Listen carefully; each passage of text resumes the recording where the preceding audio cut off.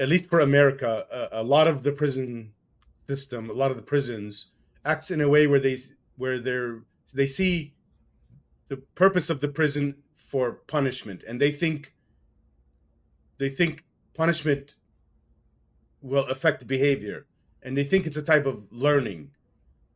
They also see it as justice, but there is new. I don't know how new it is, but there are people in the penal system that are trying to change that, and they understand something better, which is it needs to be for reconstruction or rehabilitation. And you do see that word used Hmm. to talk about the penal system.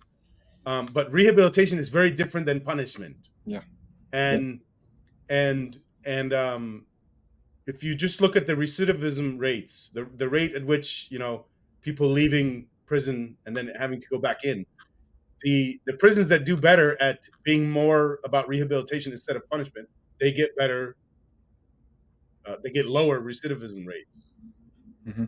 Um, Yeah. The whole idea of the justice system and the prison system and everything that has to do with it is based on certain moral theory. I personally have issues with it to begin with, but that's probably a different issue. That it's not just a moral theory; it's a theory about how human learning works.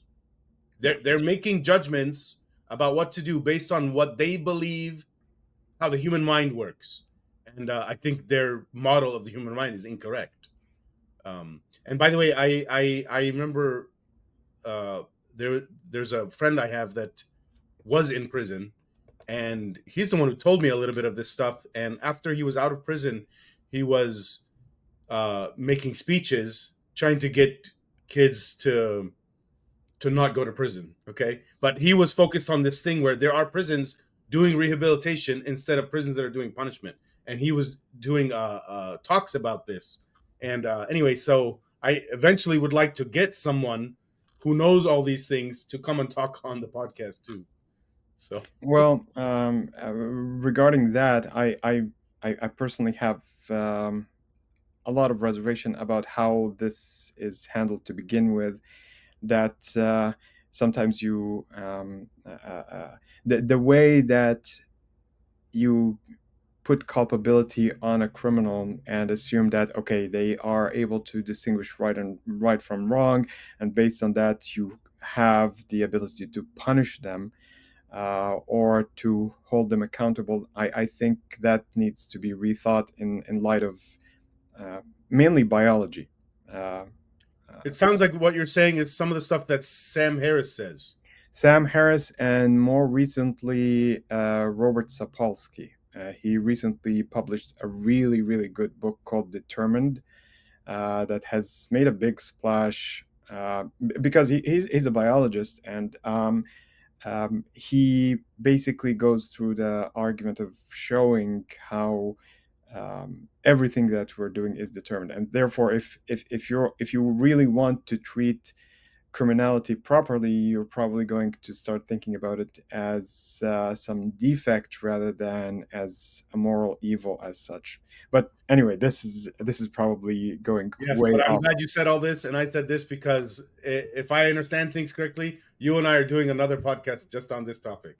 Yeah, this is something that's very important for me because the idea of free will, which is the basis of all.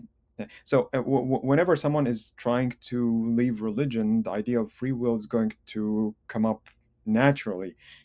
Okay, if I'm going to be doing this, am I going to be held accountable? Especially in Islam, for example, that has this accounting system of good deeds and bad deeds that you have to It's a really funny accounting system, though, because you can erase all your sins by going to Hajj. I don't know if that's accurate, but that's what. and it's not only that. Supposedly, you can get a pardon, or you can go to hell just because he feels like it. You can actually find verses that show that if he feels like it, if he wishes, if it's what he Based on desires, logic or whim, it doesn't clarify. whim. It's purely whim, Mm. because if it's logic, then what's the point of Of saying that. yeah, of presuming that there is some kind of a supreme authority that has that Oh, ability. what I was going to say was, if it is logic, then why would Allah even be saying, "If I want it to happen"? Yeah, Because if it's logical, then you would just go by the logic and you don't have to say anything. exactly, exactly. So, if it's something that has to do with logic, or if you're talking about some form of objective morality, then the whole idea of a judge that is capable of arbitrating or presiding over that moral system becomes redundant. And so you have to assume that there's something that's inexplicable, that's something that goes beyond that original law that was there, in order to give him that supreme authority.